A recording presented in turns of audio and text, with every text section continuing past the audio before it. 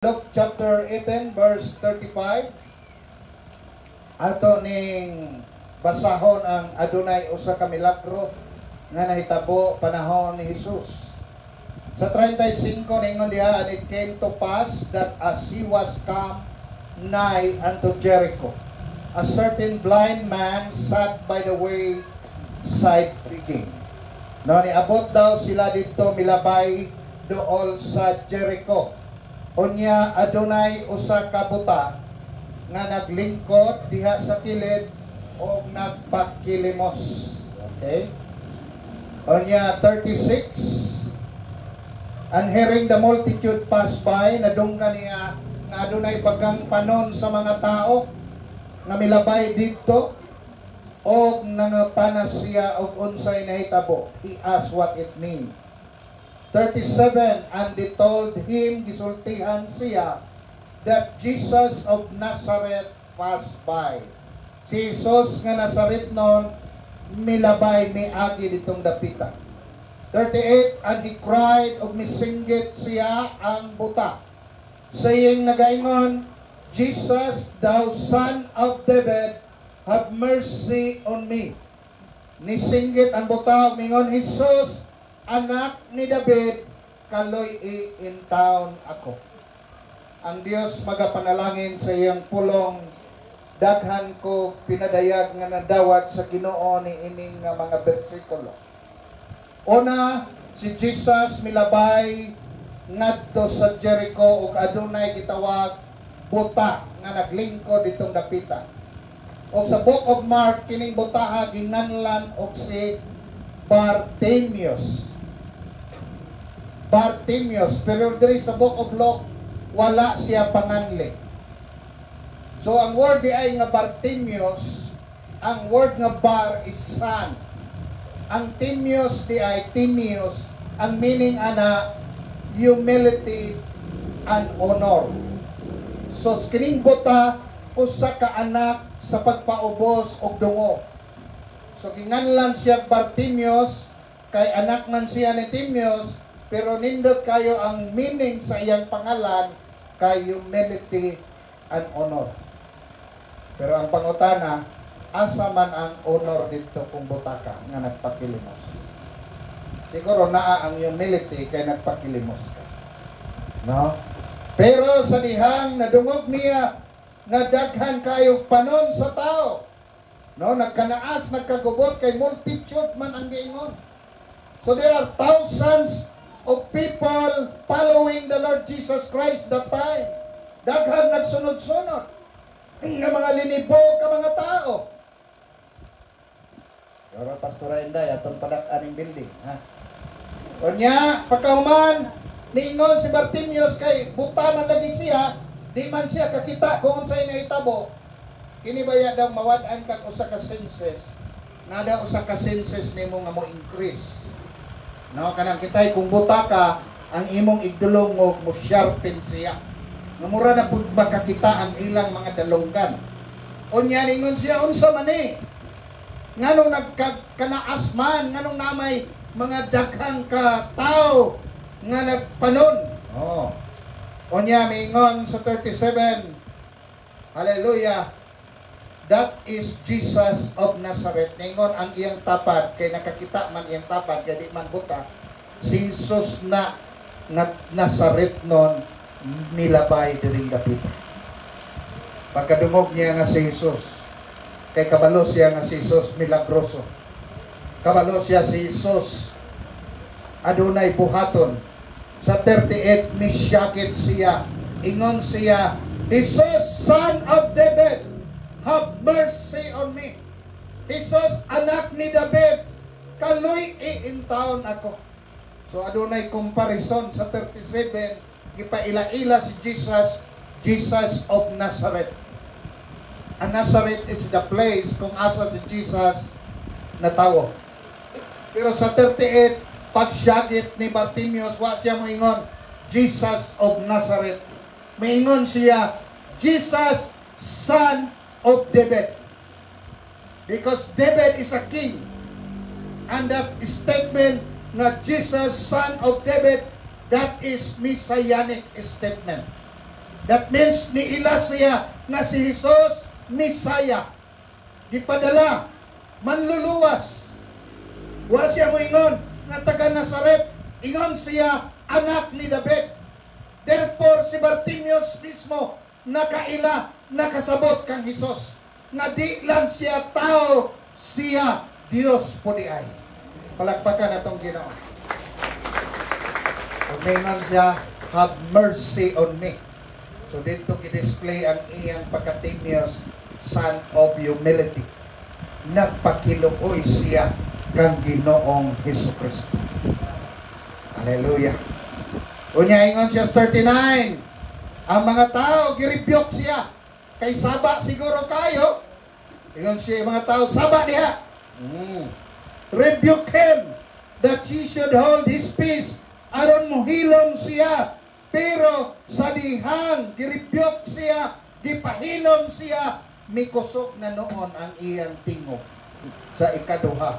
Og miingon siya, so much the more, ingon siya, the Son of David, have mercy on me. Anak ni David, kaluy in taon ako. Wow, ha?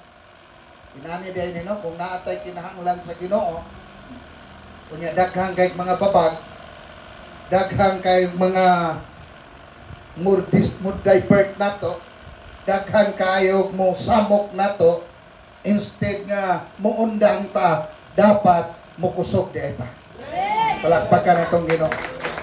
Mauli akong nakita diri sa kinabuhi ni Bartimeus. Permero ni singgit lang, gipaundang, ikaduha, gipakuskan na noon niya. Pinanapot ang atong pagduol sa Diyos. Amen? So na murag relax lang, pero karong gi-challenge ta, pakuskan na to ni. Hallelujah! Paganahan na to maayo, sama kang Bartimeus nga miduol kang Ginoong Hesukristo. Unya, suporte mingon ang Jesus tod, nakadungog si Jesus. Og mihunong, og mingon, commanded him, giingnan sila, dal anak siya diri kanako. Bring him here to me. Oh. Walay balibaran ang Ginoo ni atong mga tao nga kinasingkasing maikagon moduol sa atong Ginoo. Kay si Bartimeus desidido man o interesado man kang Jesus, si Jesus interesado po siya o maingon si Jesus sa ikaduhang panawag ni Bartimeus, mihunong si Jesus, ingon siya, kana siya, dal adiri kanako. Wow. No? Ang Dios na ginanawag nga paduulon siya. Unya mingon na ni was come near, sa diyang duol na siya, mi nangutana si Jesus ngadto kaniya. So sa 41, miingon si Jesus ngadto kang Bartimeus, unsa may gusto nimo nga akong buhaton kanimo karon?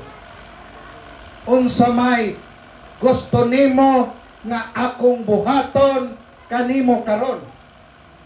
Hallelujah. Mao po nang pangutana sa Ginoo kanimo karon. Kanong nianhi man ka, unsa may gusto sa Dios nga buhaton niya kanimo karon. Amen. Dapat na kay gihuna-huna karon. Dapat na kay gibati karon. Kay ningon si Jesus, unsa may gusto nimo nga akong buhaton karon. Miingon si Bartimeus, Ginoo, makakita unta ako, that I may receive my sight. Oh, walay tao nga way depikto. Si Bartimeus yang depikto mata. Kita basig kompleto ta, pero basig atong kasing-kasing karon depektibo, o atong huna-huna depektibo. Oh, si Bartimeus ingon, gusto ko Lord makakita pagbalik. Bot pasabot nga kung muduol lang yun di ay kakang Kristo, kay si Kristo interesado manimo, kay manawag man kakanunay ni Kristo tungod sa mga pag-ampo o pagdaig nimo, karon kung pangutan-on ka unsay gusto nimo mahitabo nimo, ayaw nagdugaya, ayaw pagpakaron ingnon na okay ka Kumplito ka, kaya ra, ingnang Ginoo. Lord, na ako'y kinahanglan karong hapon. Palakpakan na itong Ginoo. O si Jesus mingon ngadto kaniya, receive thy sight. Dawata ang imong kaayuhan. Makakita ka pagbalik. Ingon si Kristo. Daghang ni duol ni Kristo sa Biblia, wa gyud balibari niya. Walay ni uli nga wa kadawat og milagro. Therefore kung muduol lang gyud di ay taniya. Therefore kung manawag lang gyud di ay taniya. Therefore kung magpaubos lang gyud taniya sama ka Bartimeus. Ug mosulti tas tinuod sa atong panginahanglanon niya. Tubagon taniya. Ug ningon si Jesus, thy faith hath saved thee. Ang imong pagtuo maoy nakaayo kanimo. Ang imong pagtuo maoy nakaluwas nimo. Hallelujah. Sigurado ko nga wa ka mosipyat sa imong pagtuo kay ang imong gituohan mauman ang Ginoo nga milagroso. Mauman si Jesucristo nga manamatay sa krus sa Kalbaryo, gilubong na banhaw ug nabuhi karon tuwa sa amahan ug miingon siya unsa may kinahanglanon nimo. Ug makasulti ka karon ni ana, madawat nimo na sa ngalan sa atong Ginoo. Ano man, kay ang pagtuo, niingon si Jesus na kung mutuo mo, hallelujah, ang mga imposible, mahimong posible. Amen? Walay imposible sa mga tao nga mituo sa Dios. Ug ang pagtuo, maoy ebidensya sa mga butang nga wa pa madawat nimo. Ang pagtuo, maoy mga butang nga gilauman nimo ug madawat nimo. Hallelujah. O miingon po nga ang pagtuo maoy makapahimaya sa imong Ginoo. Hebrews 11 verse 6. O ang pagtuo maoy makapalihok sa kamot sa Ginoo. Palakpakan natong Ginoo. Gamay ra gyud ang akong na-pick up diri. Ako lang gitan-aw ang kinabuhi ni Bartimeus. Wala naman ni paglaom kay di ba ni kakita. Luoy man kay ning tawhanan nagpakilimos lang. Pero sa iyang kinabuhi, sa dihang nakanugong siya Jesus of Nazareth, glory to God, nabuhi ang iyang pagtuo, nabuhi ang iyang paglaom, o wala na mo ingon siya, sunod na lang balik ni Jesus, kay maulaw man ko karon, sunod na lang, basig mo agi pa na siya usap, wala. First nga ni agi si Jesus, iya na dayong gikuha ang oportunidad o misinggit na dayon siya, Jesus nga anak ni David, kaloy iintaham ako. Hallelujah. Nganong ayuhon tas Ginoo kay naluoy siya nato. Amen.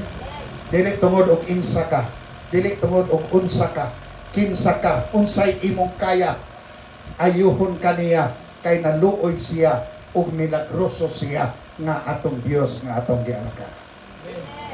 Muna karong hapon na oras kani sa milagro. Hallelujah. Oras kining ang Dios mailhan nato.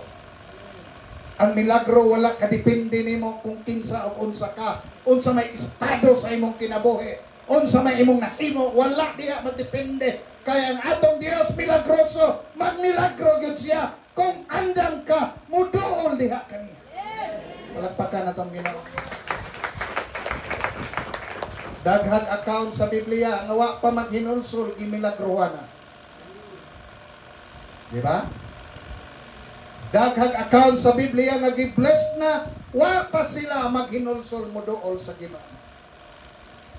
Si Pedro sa Lake of Gennesaret, Luke chapter 5, gipapuno sa Dios ang iyang isda. Una siya nakahinulsol nga maayo di ay ang Dios. Hallelujah. Oh. Ang babae nga miduol kang Hesus, mihilak raman to, wa man to'y gisulti, naghatag raman to perfume, ipahumutan ang tiil ni Hesus, pagkahuman, ningon man na iyo si Hesus, ang imong sala na pasaylo na. So ang kaluoy o kugma sa Dios wala nakadepende kanimo. Maluluyon siya, gugma siya, kay mauman siya. Ug magmilagro siya karon, kay milagroso siya. Ang imo lang buhaton, muduol ka kaniya. Sama kang Bartimeus. Ang pagduol sa Dios adunay dungo. Ang pagduol sa Dios adunay pagpaubos. Ug mauni si Bartimeus, the son of honor and humility. Therefore, kung muduol ka kaniya, ningon diha wala siya gibalibaran bisag usa. Whosoever shall call upon the name of the Lord shall be saved. Not dili lang na sa imong espiritual, pati sa imong pisikal. Kung naakay balatian, luwason ka sa Ginoo. Amen? Nakay problema emosyonal, kaya kang luwason sa Ginoo. Labi na kung espiritual. Naluya ka, gikapoy ka, naapektuhan ka, muduol ka kaniya, ingon siya panawag lang, kay luwason ta ka. Amen? Palakpakan na itong Ginoo. Akong yang ang atong musician. Praise